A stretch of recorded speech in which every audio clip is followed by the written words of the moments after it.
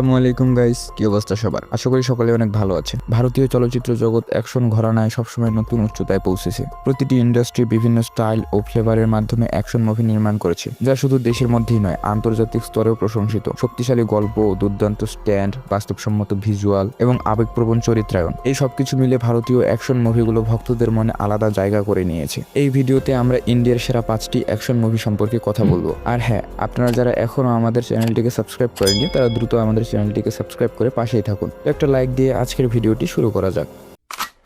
যারা ডার্ক এবং ইমোশনাল গল্প পছন্দ করেন তাদের জন্য এটি অবশ্যই দেখার মতো একটি মুভিটি একটা মেয়ে যার নাম পনি এবং তার সৎ ভাইয়ের প্রতিশোধের গল্প। পনির পরিবারকে নির্মমভাবে হত্যা করা হয়, যা তাকে প্রতিশোধ নিতে প্ররোচিত করে। তো এই মুভির নাম সানি কাইধাম, যার IMDb রেটিং 7.5/10। মুভির সিনেমাটোগ্রাফি এবং ভিজুয়াল স্টাইল অত্যন্ত বাস্তবধর্মী। ডার্ক টোন ও র ইমোশনস খুব ভালোভাবে ফুটে উঠেছে, তবে কয়েকটি জায়গায় গল্পটি আপনাদের একটু ধীর গতির মনে হতে পারে।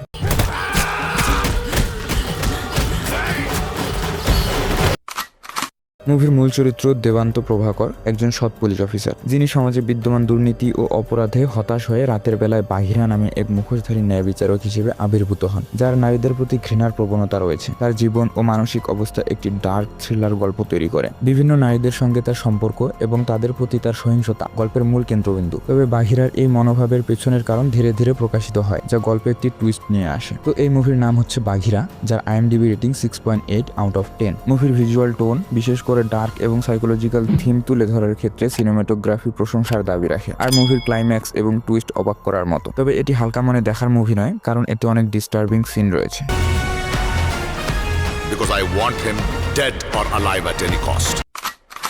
যারা ভারতের আঞ্চলিক সিনেমা পছন্দ করেন এবং পুরাণ ও আধুনিকতার মিশ্রণ দেখতে চান, তাদের জন্য এটি মাস্ট ওয়াচ। মুভিটি দুই বন্ধুর গল্প, যাদের সম্পর্ক একসময় গভীর বন্ধুত্ব থেকে প্রতিদ্বন্দ্বিতায় পরিণত হয়। এই সিনেমা ভারতীয় পুরাণ থেকে অনুপ্রাণিত, যেখানে শিবার সাথে শিব এবং হরিশের সাথে বিষ্ণুর চরিত্রের পৌরাণিক সাদৃশ্য রয়েছে। গল্পটি দেখায় কিভাবে ক্ষমতা, প্রতিশোধ এবং অভিমান তাদের জীবনকে ধ্বংসের পথে নিয়ে যায়। তো এই মুভির নাম হচ্ছে গারুদা গামানা ত্রিশাভা ভাহান, যার IMDb রেটিং 8.2/10। সিনেমাটি ধীরগতির হলেও প্রতিটি দৃশ্য শক্তিশালী এবং অর্থপূর্ণ। এটি একটি dark, dramatic, visually striking cinema, যা আপনাকে ভাবাবে। এটি শুধুমাত্র একটি গল্প নয়, বলা যায় এটি একটি অভিজ্ঞতা।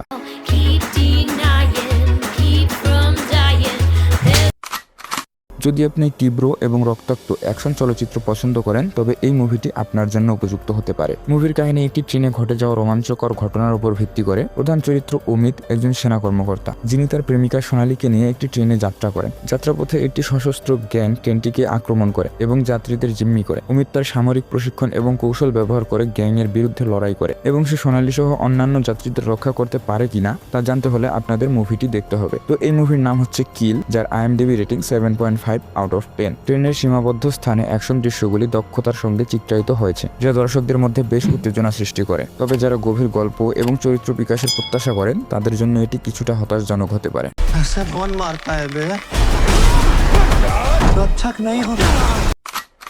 তো আমাদের লিস্টের 1 নম্বরে রয়েছে মার্কো, যার IMDb রেটিং 8.7/10। মার্কো একজন দত্তক নেওয়া ছেলে, যিনি কেরালার স্বর্ণ মাফিয়ার পটভূমিতে তার পরিবারের সম্মান রক্ষা এবং প্রতিশোধ নেওয়ার যুদ্ধে নামেন। তার ভাই ভিক্টরের নির্মম হত্যার পর মার্কো পরিবার এবং প্রতিপক্ষের সঙ্গে জটিল লড়াইয়ে জড়িয়ে পড়ে। এটি একটি তীব্র অ্যাকশন থ্রিলার, যা অ্যাকশন প্রেমীদের জন্য উপযুক্ত, তবে অতিরিক্ত সহিংসতার জন্য এটি সবার জন্য নয়। तुम्हें यकीन है कि वो सब मेरे दुश्मन है? তো গাইস, ভিডিওটি শেষ করছি এখানে। তো আপনারা যারা এখনো আমাদের চ্যানেলটিকে সাবস্ক্রাইব করেননি, তারা দ্রুত আমাদের চ্যানেলটিকে সাবস্ক্রাইব করুন। আর যারা আমাদের টেলিগ্রাম চ্যানেলে যুক্ত হননি, তারা অবশ্যই আমাদের টেলিগ্রাম চ্যানেলে যুক্ত হয়ে নেবেন। চ্যানেলের লিঙ্ক পিন কমেন্টে দেওয়া আছে।